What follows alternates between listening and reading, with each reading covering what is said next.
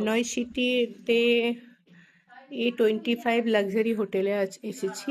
আমাদের room number হচ্ছে 916। চলো তোমাদেরকে রুমটা দেখাচ্ছি।